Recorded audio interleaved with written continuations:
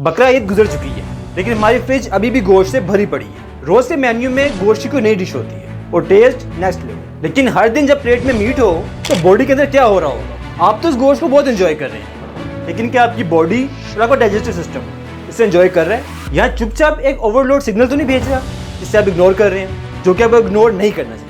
आज इस वीडियो में बात करेंगे कि शुरू के दिनों में मीट से जो एनर्जी मिलती है वो कुछ दिन बाद थकन में बदल जाती है। रोजाना मीट खाने से आपकी बॉडी के अंदर के चेंजेस हो रही हैं और देखेंगे कि बॉडी हमें क्या सिग्नल दे रही है।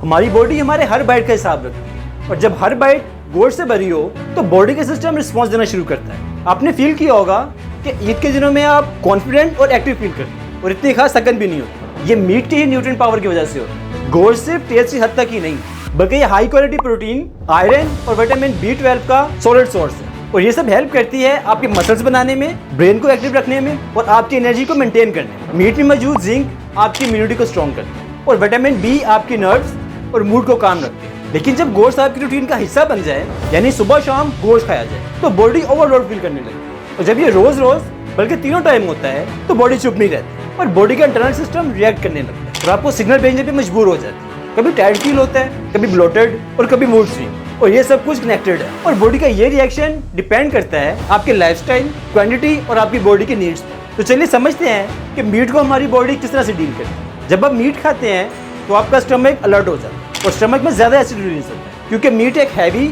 और प्रोटीन रिच फूड है जिसे तोड़ने के लिए बॉडी को एक्स्ट्रा एफर्ट करनी पड़ती है और ये प्रोसेस सब्जियों को डाइजेस्ट करने के हिसाब से काफी ज्यादा हैवी होता है। इसलिए जहाँ सब्जियों को डाइजेस्ट होने में 30 to 60 मिनट्स लगते हैं, वहीं मीट को डाइजेस्ट होने में 3 से 4 घंटे लग सकते हैं और कभी कभी इससे भी ज्यादा। और इसके अलावा मीट को प्रॉपर डाइजेस्ट करने के लिए और इसमें मौजूद फैट को तोड़ने के लिए लीवर और गॉल ब्लैडर बाइल रिलीज करते हैं। ये बाइल्स फैट को ब्रेक डाउन करते हैं ताकि बॉडी इनको आसानी से एब्जॉर्ब कर सके। और इसी फैट के अंदर छुपा होता है B12, जो ब्रेन को प्रॉपर फंक्शन और मूड बैलेंस करने के लिए जरूरी होता है। आपने अक्सर सुना होगा कि मीट खा के नींद आ गई, ऐसा इसी डाइजेशन प्रोसेस की वजह से होता है। जब हम मीट खाते हैं तो आपकी बॉडी काफी ज्यादा एनर्जी सिर्फ डाइजेशन में लगा देती है और जब बॉडी का फ्यूल डाइजेशन में लगता है तो ब्रेन नेचुरली स्लो डाउन का सिग्नल देता है और आपको नींद का एहसास होने लगता है। इसी प्रोसेस में हार्ट को भी एक्स्ट्रा एफर्ट लगाना पड़ता है क्योंकि हार्ट को हर सेल तक न्यूट्रिएंट्स डिलीवर करना होता है।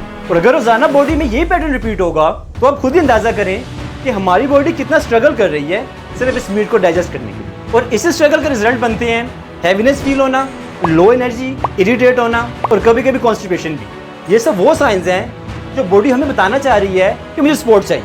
तो क्या इसका मतलब ये है कि मीट खाना छोड़ दिया जाए? ऑब्वियसली नहीं, बल्कि मीट तो बहुत न्यूट्रिशन से भरा पड़ा है। लेकिन अगर हर मील में सिर्फ मीट हो और कोई बैलेंस ना हो तो प्रॉब्लम तब शुरू होती है।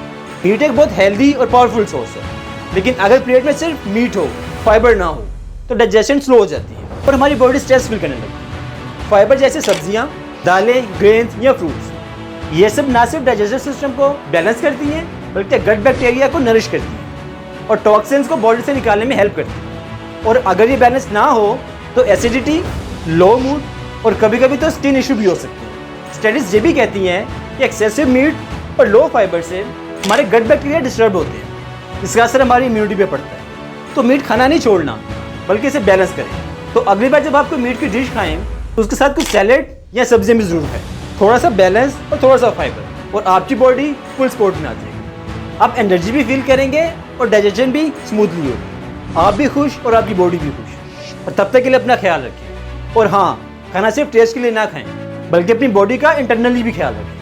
और अगर आप चाहते हैं कि आपकी बॉडी और आपका ब्रेन सिंक में काम करें, then subscribe now. And if you like this video, hit the like and share it.